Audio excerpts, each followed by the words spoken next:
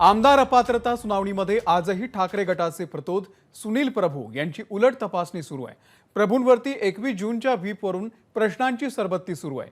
21 जूनला संपर्कात नसलेल्या आमदारांना बैठकीचा व्हीप हा व्हॉट्सअॅपद्वारे दिल्याचं सुनील प्रभू यांनी म्हटलंय। तर आपल्यासोबत 12 आमदार होते, त्यांना थेट व्हीप दिल्याचं प्रभूंनी आपल्या साक्षीमध्ये म्हटलंय। सुनील प्रभूंनी 12 आमदारांची नावं या सुनावणीमध्ये सांगितली। आमदारांना व्हीप मिळाल्याची पोच घेतली असं आपण म्हणता, मात्र त्याचे पुरावे नाहीत असं शिंदे गटाचे वकील महेश जेठमलानी यांनी म्हटलेलं आहे। मात्र प्रभूंनी पोच घेतली नसल्याचं फेटाळलं। तर 20 तारखेला व्हीप दिला त्याचे पोच घेतली का असा सवाल जेठमलानी यांनी प्रभू यांना विचारलेला आहे। अमेय राणे आपले प्रतिनिधी याच संदर्भामध्ये अधिक अपडेट देतील। अमेय, व्हीप आम्ही व्हॉट्सअॅपवरती दिला होता असं प्रभू यांनी म्हटलेलं आहे, कशी उलट तपासणी चालू आहे सध्या?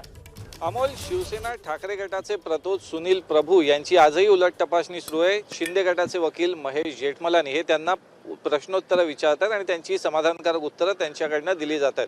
सर्वात आधी मुद्दा तारखेवरनं सुद्धा विचारण्यात आला, कारण की जर 20 तारखेच्या रात्री हा व्हीप काढण्यात आला तर तुम्ही 21 तारीख त्यावर का टाकली, यावर सुनील प्रभू यांचं स्पष्टीकरण असं होतं की पक्षश्रेष्ठी म्हणजे उद्धव ठाकरे यांनी रात्री 10:30-11च्या सुमारास हा व्हीप बजावण्यास सांगितलं। त्यामुळे त्या दिवसाचा अवघा एक अर्धा तास शिल्लक असल्यानं आपण त्यावर 20 जून ऐवजी 21 जून अशी तारीख टाकली। त्यामुळे जरी हा व्हीप 20 तारखेच्या रात्री काढला असला तरी फार अवधी त्या दिवसाचा थोडासा शिल्लक असल्यानं आपण त्यावर दुसऱ्या दिवशीची तारीख टाकली असं त्यांचं स्पष्टीकरण होतं। हे मान्य करण्यात आलं। त्यानंतर जर तुमच्यासोबत मोजकेच आमदार होते तर सर्व पक्षातल्या आमदारांना तुम्ही तो व्हीप कसा जारी केला हा सुद्धा प्रश्न त्यांना विचारण्यात आला। त्यामुळे त्यांनी आपल्यासोबत असलेल्या 10-12 आमदारांची जी यादी प्रतिज्ञापत्रात दिलेली आहे ती इथं सादर केली।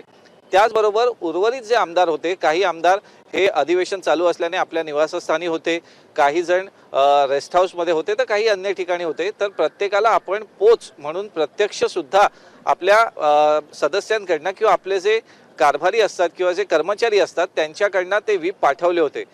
त्यानंतरही जे अन्य आमदार जे नॉट रिचेबल अवस्थेत होते त्यावेळी त्यांना आपण व्हॉट्सअॅपवर पाठवला, कारण की अन्य कुठल्याही संपर्काचं साधन उपलब्ध नव्हतं।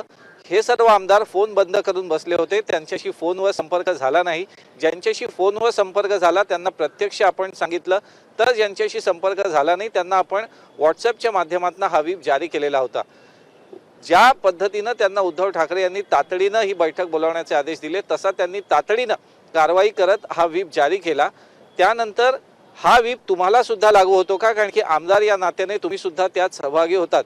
त्यामुळे हो, हा मला सुद्धा लागू होतो आणि जरी मी प्रतोद असलो तरी सुनील प्रभू एक आमदार या नात्यानं आपण स्वतः सुद्धा हा व्हीप घेतला आणि त्याची पोचपावती जी कार्यालयीन पद्धतीनुसार असते ती दिली।